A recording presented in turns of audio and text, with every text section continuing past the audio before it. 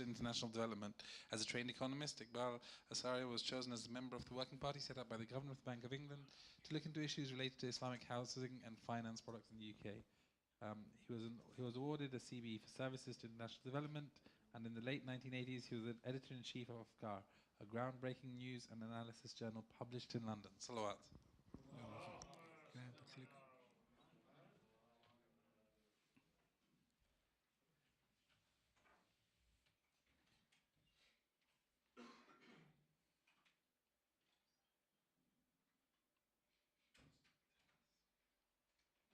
Okay.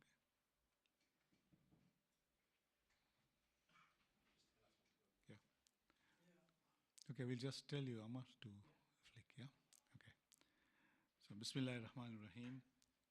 Rabbi shrah li sadri wa yassir li amri waqli luqdatam min lisani yafqahu qawli. Sisters and brothers, Assalamu alaikum.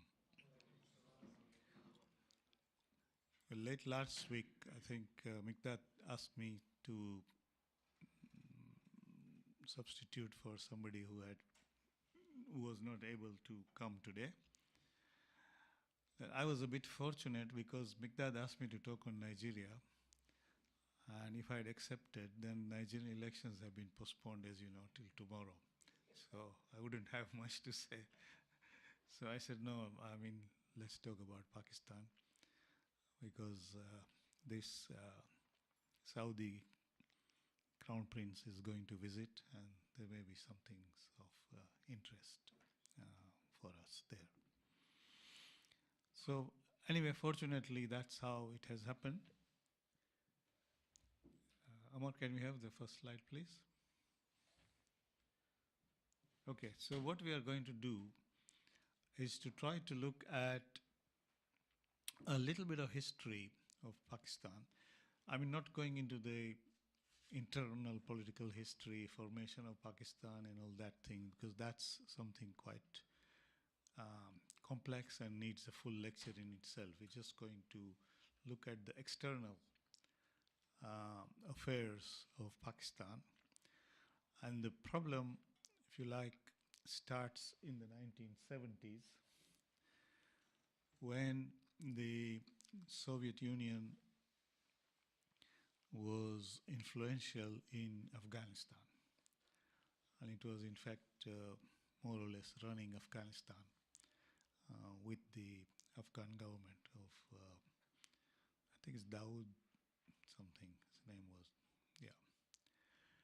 So now, obviously, in that time, when the Americans were still in the mood to defeat the Soviet Union, they were trying to find a formula to see how this can be done. And so they started to get the Saudis to put money into Pakistan and started to supply arms. And in Pakistan, the governments started to train these Taliban type of people. And the Saudi money also established large number of what they call madrasas, but we call them takfiri institutions. This is when the whole idea of takfir starts in Pakistan. I remember when we were editing the magazine, we had a sister paper called Al-Alam, which was weekly. And Al-Alam had a full-time correspondent in Islamabad reporting on these things. And so we had first-hand reports of what was happening. And soon, as you can see,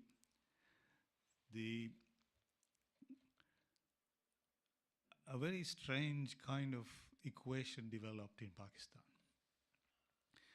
You had this very extreme takfir is being trained. I mean, people were surprised how fast something like the Taliban grew and took over Afghanistan. And the deal was quite simple. You give arms and money, and you allow drugs to pass through Pakistan to the international markets, mostly America. And Zia-ul-Haq especially thought that the Pakistani people will be just conduits. Nothing will happen to them. before long, of course, we had the Takfiris, then we had drug addicts. Pakistan at the moment has 4 million drug addicts. And arms became plentiful, the whole country, and you started to have all kinds of internal strife going on. But the Soviets went out. And just to show you where we were, Professor Mamdani, in his book, Good Muslim, Bad Muslim, has got a chapter which is very interesting. He says that President Reagan invited the leaders of the Mujahideen, as they were called, to the White House. And he made a speech and he said, these are the equivalent of our founding fathers. Okay? That's Reagan's words. You can go back and check and see. But these guys, when they had chased the Soviets away, they had another idea. They said, if you can get rid of the Soviet Union, we can get rid of the Americans as well, in the name of Allah. So they said, now we have to go after them. And they had a third problem. In that process, and this is what our reporter was saying from Islamabad and Rawalpindi in those days, they encouraged every nationality who wanted to fight to go there. So just like this, foreign fighters of ISIS, they had not hundreds, but thousands. Many from Saudi Arabia and all kinds of countries there. Now, when the job was done in Afghanistan, this country started to panic that if these guys, they call them the Arab Afghans, started to come back home, they got funny ideas about these despots as well. So now there is a problem as to where to keep them and what to do with them. For them, actually, the Islamic Revolution in Iran was a godsend because immediately it provided the Americans and the Saudis with a cause to utilize or deploy these people again. Okay, so they formed them into an anti-Iran front, both inside Pakistan and in Afghanistan as well.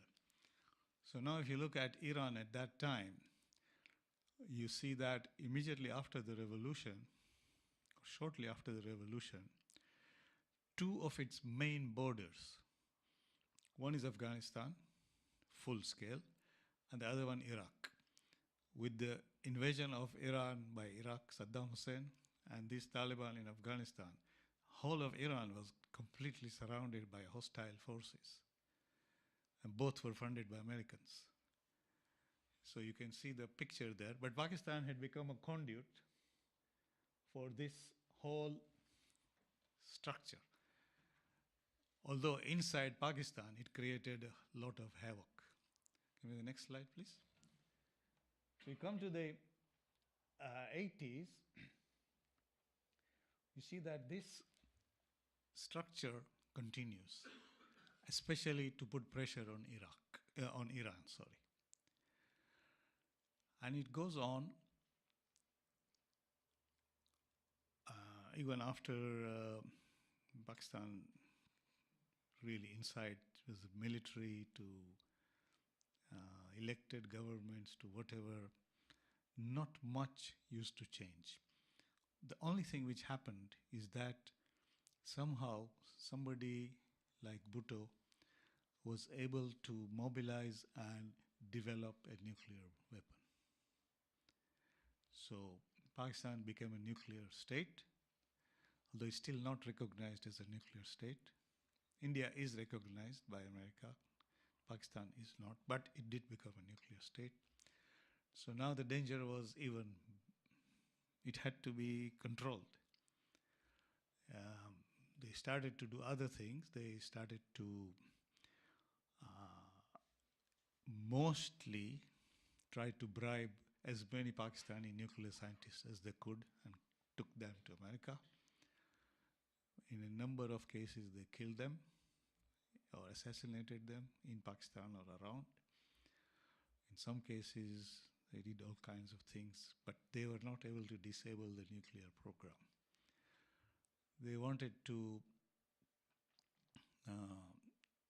imprison or kill Abdul Qadir Khan, but they couldn't.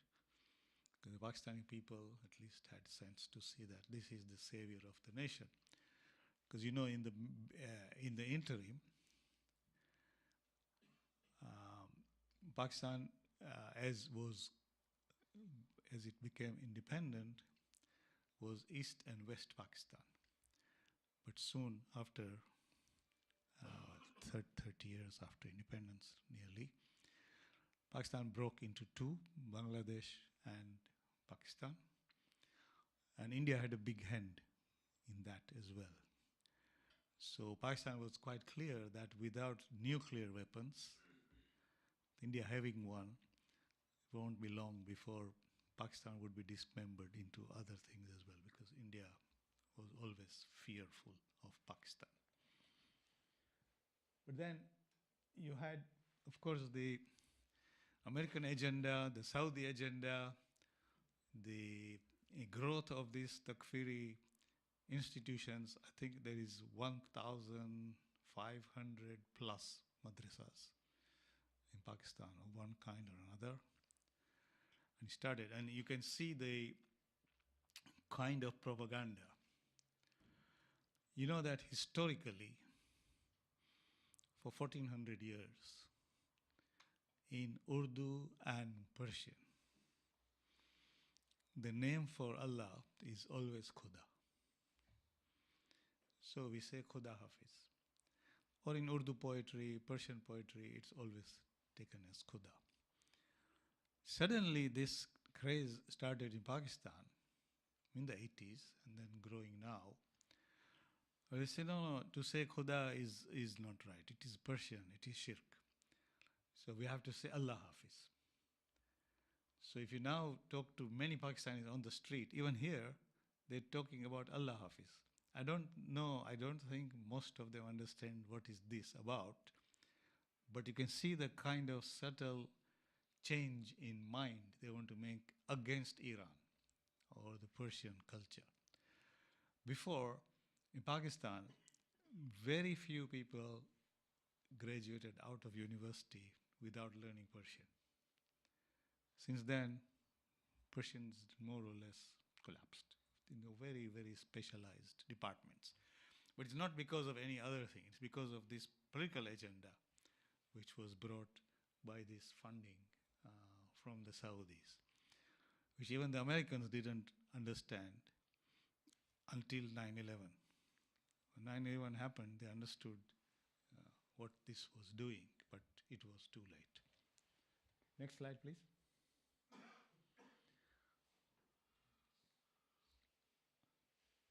So I think you can see that this kind of thing continues, but in the 90s, we have another player which enters the country's politics, and this is China.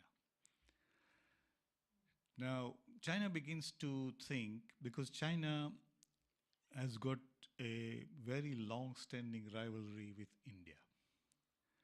And in fact, China and India have gone to war once, in a little small war in Tibet, and India was quite completely thrashed.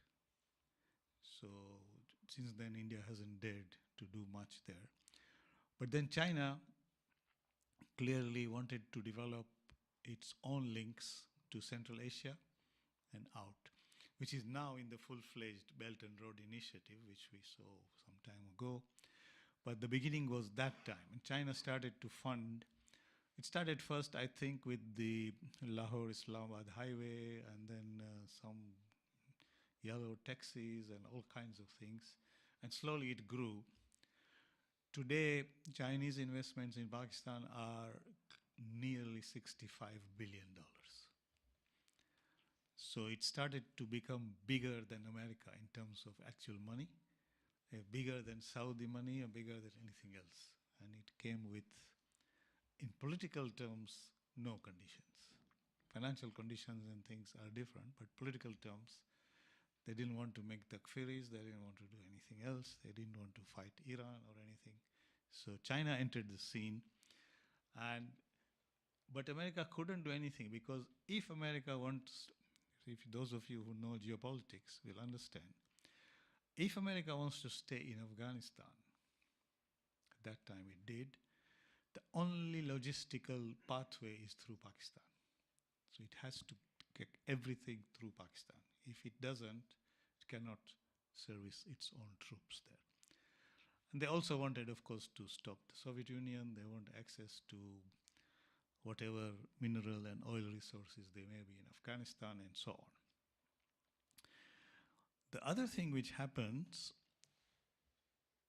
is that Pakistan slowly, because of this Chinese alternative, becomes a little bit disillusioned with the United States, because the Americans were very overbearing. In fact, Sajjad, there's a slide called Pakistan and USA. Can you put that on?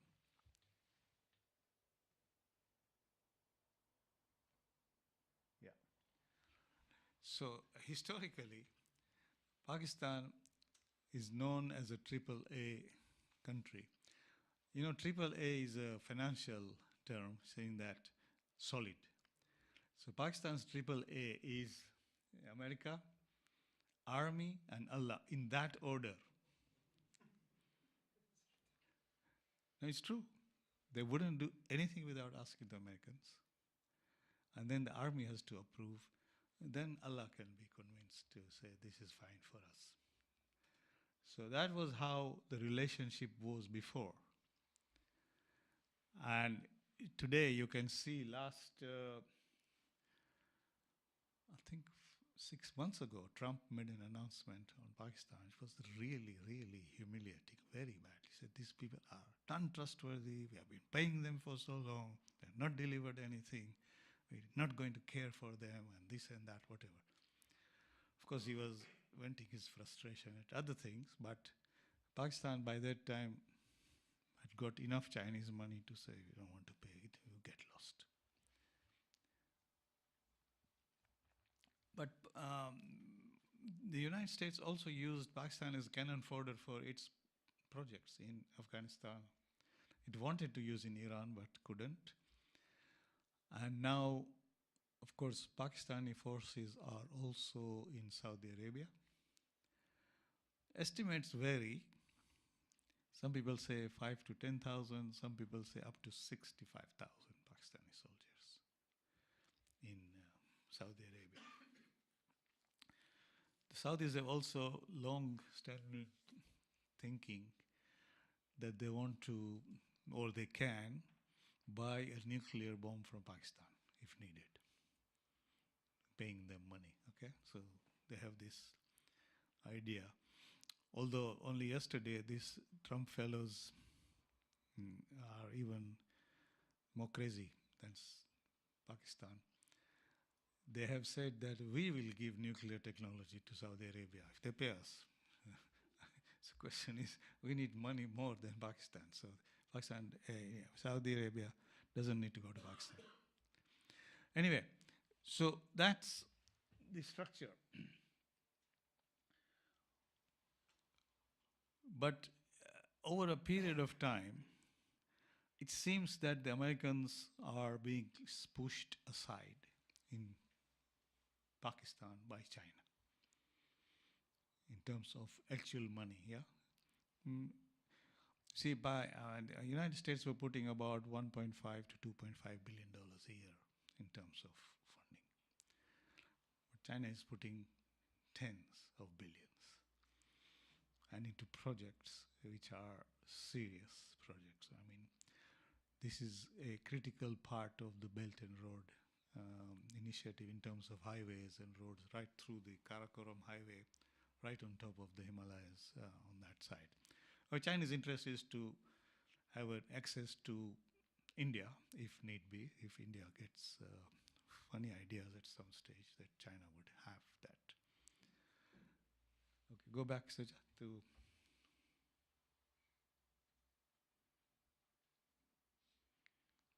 one more. And one more. Okay. So who are the external actors as far as Pakistan is concerned, right? So of course, as we said, first America, then China, India, Iran, Saudi Arabia, the United Arab Emirates now, and all kinds of other financial institutions, right? Multilateral institutions like the World Bank and the IMF, bilateral institutions like our own development agencies and so on. So these are the people who have an influence on the politics of Pakistan. We talked a little bit about the USA and China. What about India?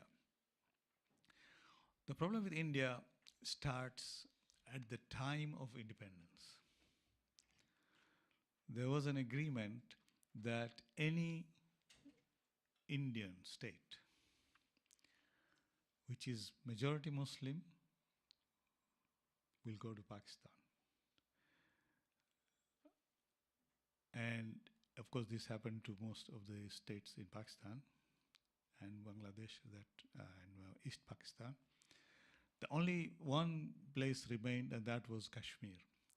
And it was agreed to have a plebiscite in Kashmir to say what do the people of Kashmir want. But India didn't honor that, so that's why Kashmir is divided into not quite two, but halves. One is Pakistan Kashmir, and then Pakistan call it Indian occupied Kashmir, and India calls the other side Pakistan occupied Kashmir. They've had two wars for Kashmir, 65 and 70 something, and still that provides, and those of you who have time, you could read somebody like Arundhati Roy on Kashmir and the Indian oppression in Kashmir. So you would see that it is fertile ground for all kinds of things which can happen. So at the moment, the main flashpoint between India and Pakistan, after Pakistan's development of nuclear weapons, there is no fighting because it can easily grow into something serious. The main flashpoint is Kashmir. And even 2 weeks ago, there was this attack in Kashmir, 44, I think, Indian troops, Indian soldiers were killed. Simultaneous attack in Balochistan, in Iran. Also, large number of revolutionary guards killed by the same Takfiri people.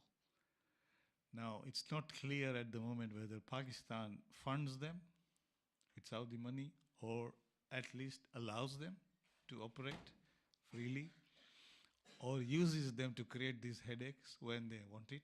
So it's an open question, and both India and Iran are now looking at what to do about it, okay? So these are the external actors. Now, Iran has had a long relationship with Pakistan. Originally, when these countries, when Pakistan was formed, there was an idea to make a union of three countries, economic union, like the EU, of Pakistan, Iran, and Turkey. These were called the RCD countries, and this was a sort of logical way to do it. But with developments in all three countries, this not became possible until late. Once the Americans got involved, of course, after the revolution, then Iran was out. And they've been trying to frustrate Iran and Pakistan cooperation. For example, one of the biggest shortfalls in Pakistan is energy, both in terms of power and in terms of gas. In fact, if you have followed in the last 2 or 3 Ramadans, hundreds of people in Pakistan have died, older people, because of no power for air conditioning. So you can see And one of the easiest way is to have gas. And Iran is the second largest reservoir of gas. Qatar and Iran have got the two largest gas fields. So the idea was to construct a pipeline from Iran to Pakistan and into India. So that would then make quite easy access for these energy resources to those both countries and bind them together as well, because there will be economic ties. And the Americans have been frustrating it until 2 years ago, when the nuclear agreement was signed by Iran and the five powers.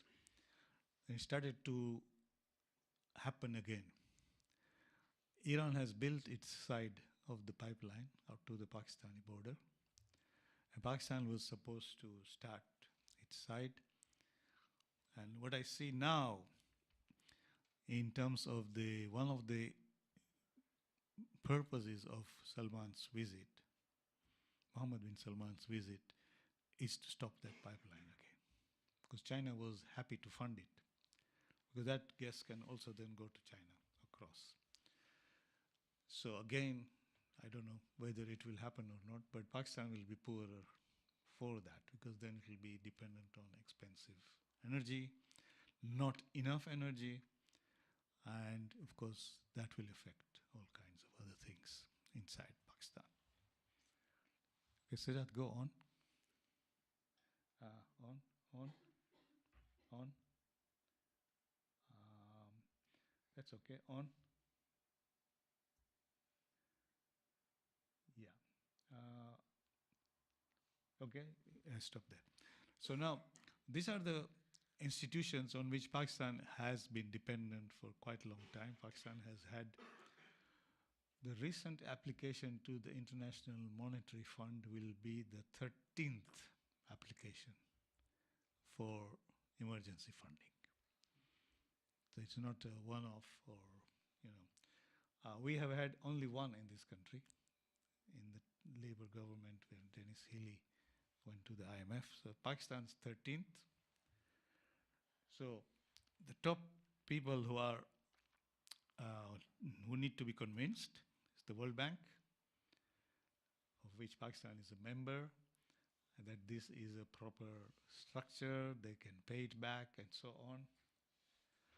Then there is an Asian Development Bank, which is based in the Philippines, which is a sort of like the European Development Bank, specialized on Asia. Then there is a new bank, International Infrastructure Investment Bank, which is based in China now. And this is formed a new bank.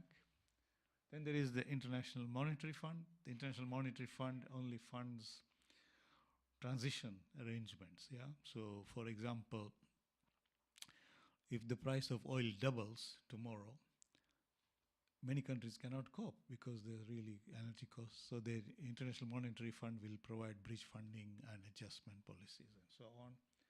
And then there are bilateral funds like our DFID or other agencies which might fund. And in Pakistan's case, there is one more, which is what we call the diaspora, Pakistani diaspora, both here and the large number of workers in mostly Gulf countries. All of them sending remittances, which could, in good years, good times, amount to $25 billion. This is not a small amount. And if you noticed, one of the agreements between Mohammed bin Salman and Imran Khan was that the Saudis will release 4,000 prisoners, Pakistani prisoners in Saudi Arabia, because, you know, these poor people, for any small reason, they just put them into prison. And so that was a sort of swap to say, if you do what we want to do, we will keep your people happy. So, yeah, next one, Sajjad. So now we come to the crux of the question, right? Imran Khan, of course, was elected, and it was quite an achievement in that sense that somebody who is not from a traditional party, who doesn't have a party base, who is just a popular leader, was able to defeat this Pakistan Muslim League of Nawaz Sharif and his family, and so on, and come on. And some people say the army also agreed with him, and so the army supported him and didn't oppose him. Of course, as we said, if the army opposes him in Pakistan, you don't have much scope. But anyway, whatever it is, it was a great achievement and there was a lot of hope. When we were in Hajj last year in August, I had the chance to talk to many Pakistanis who were either working there or had come for Hajj. By the way, I think for the first time I noticed that the Pakistanis who were coming from Pakistan were much younger than before, much more affluent, and so on. So there has been some change inside Pakistan. It wasn't that only older people used to come. And they had very good organization for their accommodation and so on. So there was something. But all of them, to the last man, were saying that, okay, now that Imran Khan is coming, we will have change in Pakistan. In fact, the ordinary workers are saying that, I hope that in 6 months I can go back. I don't like these idiots here. So you see the kind of hope he was generating was quite impressive, really. And I think he had all the support he needed there to do whatever. But the economic position is very, very tight. They have about, I think they have about $8 billion of reserves, which is the equivalent of 2 months. Even the most stressed countries will not operate with less than 6 months of reserves because it takes time to get anything done. Yeah. So you can see the desperate situation you are in. Yeah, if you can't. In fact, one of the first things which the Saudis did to get them back online was to say that we will defer $5 billion of payments for oils shipped already. So that's like a saving of $5 billion on that. At the same time, repayments on the Chinese funding are now becoming due, and they could be large. So, since his election, Imran Khan has been running from one place to another to see how to mobilize. But as we know, there is no free lunch. He's got $6 billion from the UAE, $6 billion before from the Saudis, and some little bit of relaxation from the Chinese. But the Americans are playing tough in 2 ways. They're saying that, and we must understand that for the World Bank and the International Monetary Fund, the agreement of the Americans is mandatory if they want to do any program. Pakistan is asking for $15 billion. And if America says no, they don't get it because they have a veto power. And America is saying that we are not going to say yes unless you guarantee that not a penny of that is going to go to the Chinese for repayment of Chinese loans. This is not possible. So there is a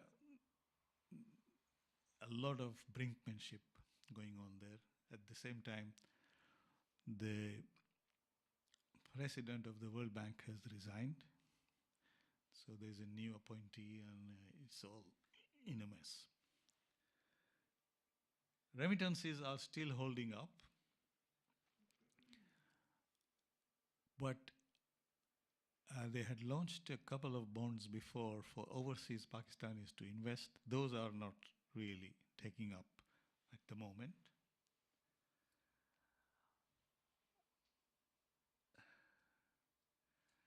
And now, with this total tight situation, of course, Imran Khan is forced to go with a begging bowl. Now, what would the Saudis ask them? Will they start refunding the Takfiri madrasas, which were just about beginning to wind down, and start this process again? Because Saudis are now already gearing up for another anti-Iran battle, right? So will they use Pakistan? They tried one thing which didn't quite fly. They asked Pakistan to send troops to send to Yemen. But they said, because of the situation, we only want you to send Sunni troops. Because if you send Shia troops, we don't know whether they'll be loyal or not. And the Pakistan army, the higher levels, especially in the officer corps in Punjab, is very mixed. So they said, if we try to divide this, the army will break up. We have problems inside Pakistan. So they haven't sent anything to Yemen, but they might have sent things to Saudi Arabia and for other forces to go to Yemen. Saudis are looking for poor guys like the Sudanese and so on to send their soldiers to Yemen for dying. So they've got this temporary funding and 20 billion promised from Saudi Arabia when he visited, plus much more for sending Pakistani forces there, and any other deals. Anything they could show which is anti-Iran will get funding. So now Imran Khan, who came on the platform of not being very pro-American, now is beginning to move in that direction. He might need to move anti-Iran and go back to square one, where Pakistan was before all these things happened. Inside Pakistan, you can see the whole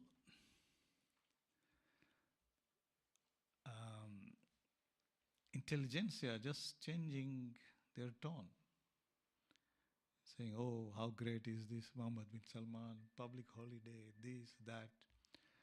Very much like we did here when he came, before this, all the streets and everywhere, his photographs and so on. His money, talking. But they did come here with a Takfiri agenda. In Pakistan, they are going with a very serious Takfiri agenda, which is an anti-Iran agenda, which is a big problem. So I think at the moment, it's finally balanced. If he can, I think his strategy is if he can clinch an IMF program, he might be much less reliant on Saudi Arabia. But if he clinches an IMF program, he cannot do the pipeline with Iran. So the long-term problem will stay as it is. So even with a popular leader like Imran Khan, it's not going to be easy. Just to give you one example, when he became Prime Minister, he sold all the luxury cars which were in government. He sold everything and moved into a small house and so on and so forth, just showing that I am now on par with the people. For the visit of Mohammed bin Salman, they bought, I think, 400 new Mercedes to transport these guys around, and so on and so forth. I think, we thought you sold all these things. Now you're going to buy them back. And then, of course, some of those bigger guys will Skype them when the prince is gone. They will just take them home and enjoy themselves. So there is an impact on the image of the man, yeah? He may be good, but he is forced into things which compromises his image as he goes along.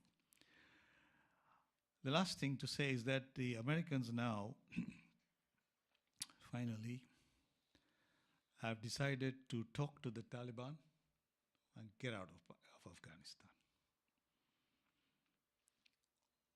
Where does that leave Pakistan? I don't know. Because again, the problem will be left inside Pakistan. Then the Americans will run away. So I wouldn't like to be in Imran Khan's shoes, but any of you would like to be, you are welcome. Assalamu alaikum.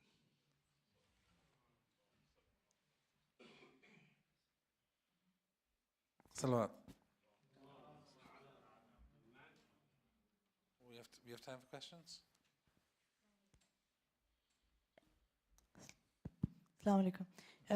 RCD, didn't it kind of die with Bhutto and it didn't even take hold? And the gas reserves at Sui, have they been depleted so much that Pakistan doesn't have enough to provide themselves? Yeah. The RCD, of course, died of many, many things, including Bhutto and politics and so on. What I'm saying is that as an idea of economic cooperation, it is still viable and it is quite good, but I don't think it will happen. Sui gas is there, but it's not enough. It's really very small compared to the needs of Pakistan. What can come by pipeline from Iran? Of course, Pakistan can import gas from many other places. It's not something which they cannot do. But you must remember that liquefied natural gas requires two things. One is tankers. Each one of these tankers is $2 billion. And it requires a terminal, which is $10 billion. So you want to make that investment, it can, and then the transportation cost from wherever it is coming from. The pipeline, on the other hand, doesn't need any of this. Just comes straight and then on. Sui gas, as you know, at the moment is used mostly to bottle it into gas.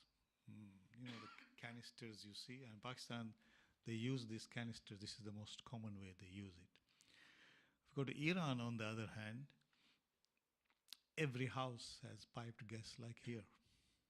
And that can be done in Pakistan if this pipeline is built.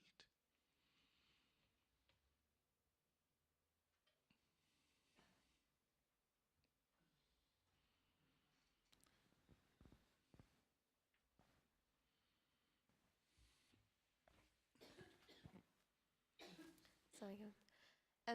What is China's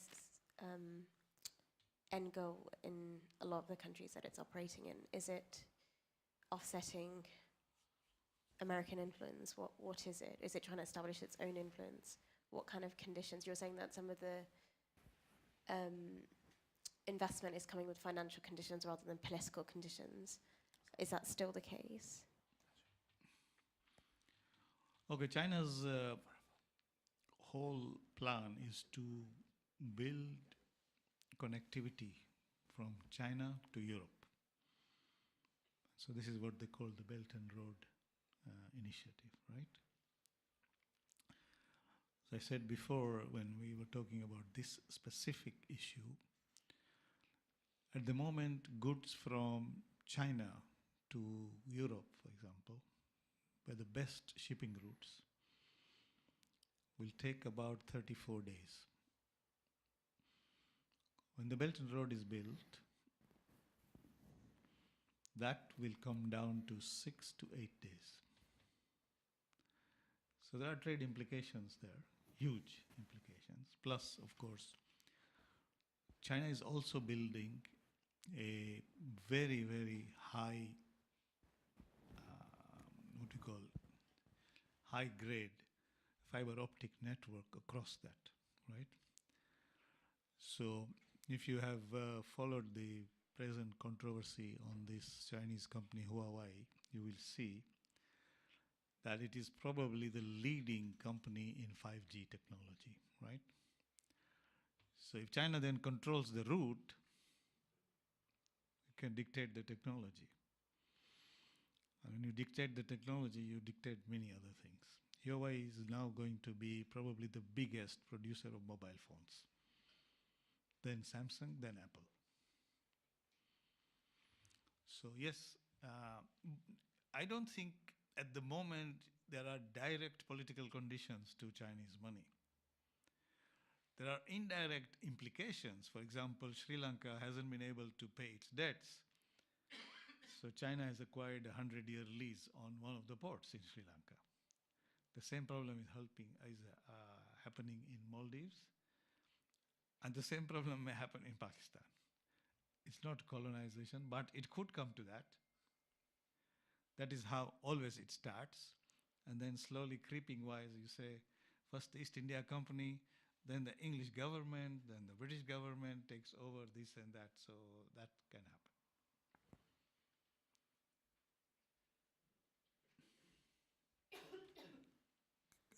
Quick question from me. When it comes to the nuclear bomb and Pakistan's development of the nuclear bomb and everything afterwards, how a lot of people always talk about the security and the risks associated with the bomb getting into terrorist hands or Takfiri hands, etc. Given the power that you've talked about in terms of the Takfiri elements within Pakistan, the fact that the army struggles with doing anything to really stop them going elsewhere, what do you see as the risk there? Do you think that's a risk, or is it overblown? Or I think that particular risk is probably overblown. Pakistan has managed security on that side very, very well.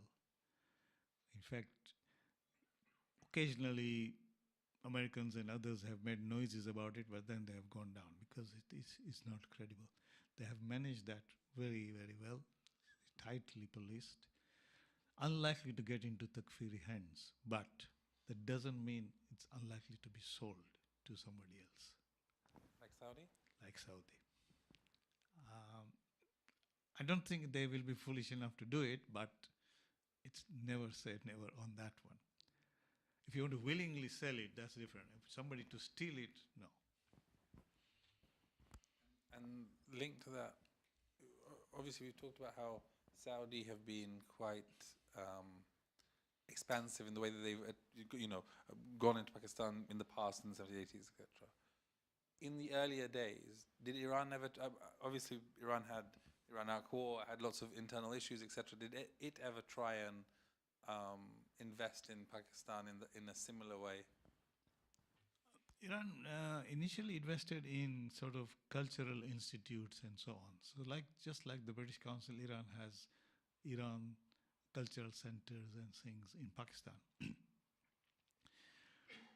But I think given the right from the onset of the revolution, really, the spread of this sectarian propaganda, it became impossible to do much more than that.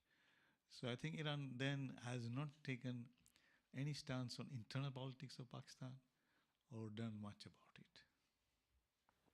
And just, sorry, finally, when it comes to the Shias of Pakistan, what percentage of the population are Shia, and are they generally everywhere, or specifically within certain areas? And is there any external influence on them, or really are they not really influenced separately? So I think the most accepted figure is that probably about 15% of the Pakistan population is Shia. And there are also a number of what they call Nusayris, which are like Alawis in Syria and Turkey. For example, the Bhutto family is a Nusayri family, all right? But the hardcore of the Shias would be in Punjab. And a lot of them would be in the army. So there is a disproportionate tilt towards the army as well.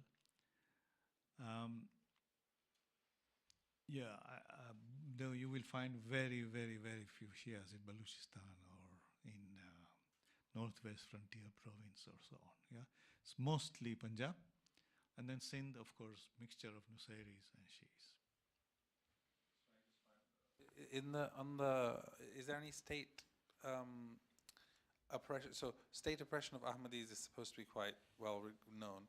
What is it because Shias have been there from the beginning that Shia oppression, state oppression of Shias is not as much, or is that still an issue? There are two things, three things actually preventing state operation of Shias. One is that Qaid-e-Azam Jinnah was himself an Isnashri, so that is undeniable. The second one is that in terms of really basic practice and belief, there's nothing you could find to classify them as non-Muslim. Difficult, right? And thirdly, in Punjab especially, there have been historically a lot of intermixing, intermarriages, and so on.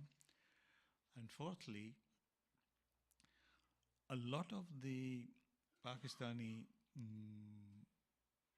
rank and file are Barelvis. So they have quite a different take on the status of the Ahlul Bayt than the Devbandis, right? So Devbandis also, although they are part of the Takfiri Madrasa network, they are not in a majority. What percentage? Amongst the Sunnis, 80-20. Yeah.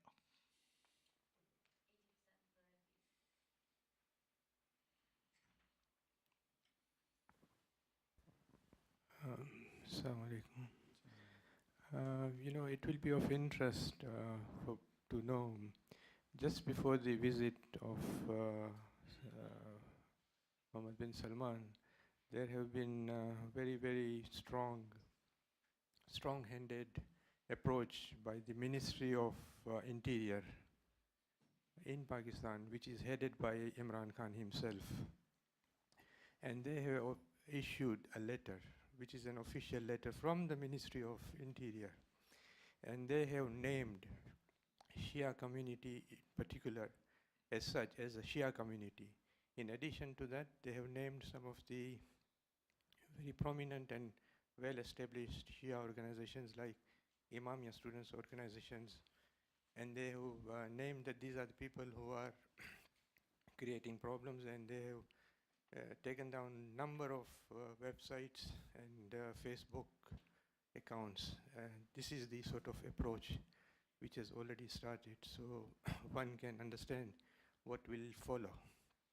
And we need to be vigilant and be aware of the situation which is coming on, and needs to be taken quite seriously.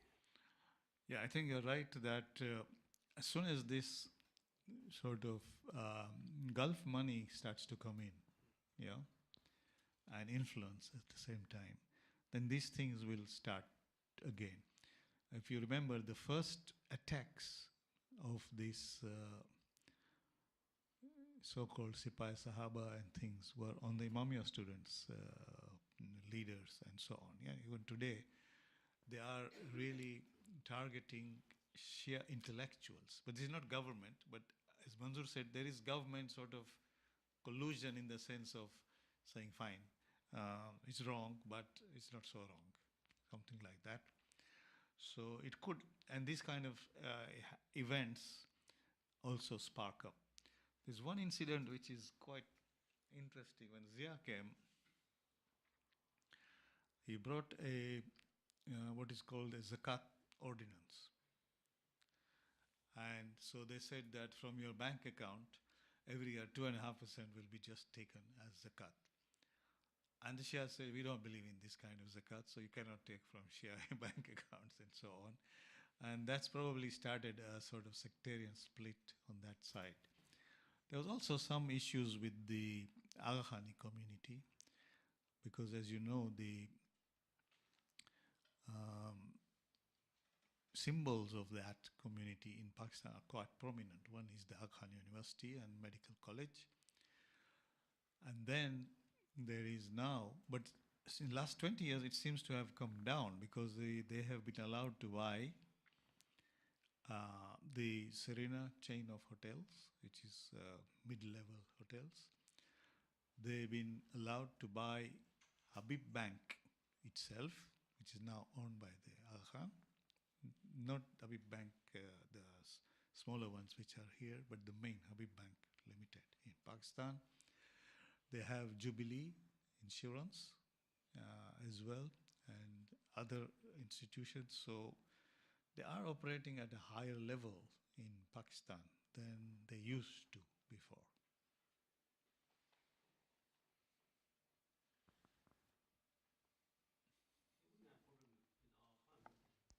Why not?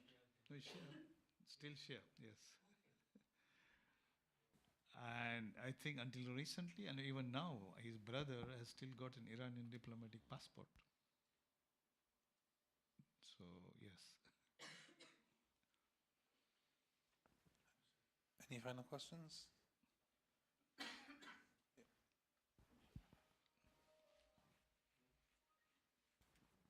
So with the Americans disinvesting in Afghanistan and Pakistan still has a strong influence of the Takfiris, what are the chances of this Taliban-led invasion coming into Pakistan and destroying everything?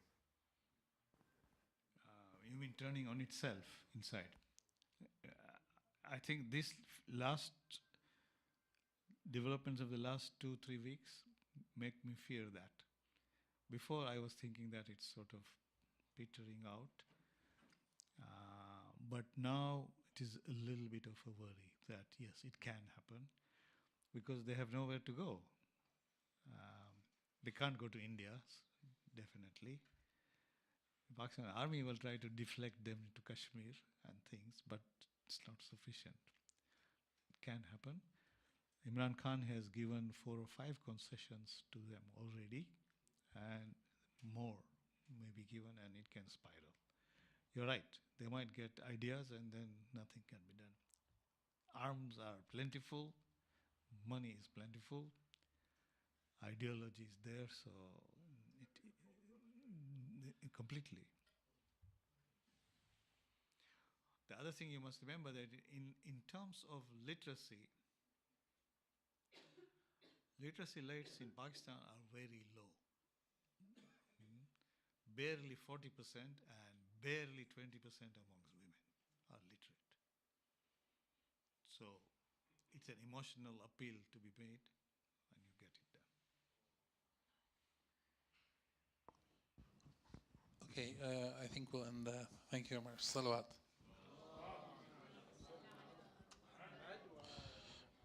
Just a few announcements.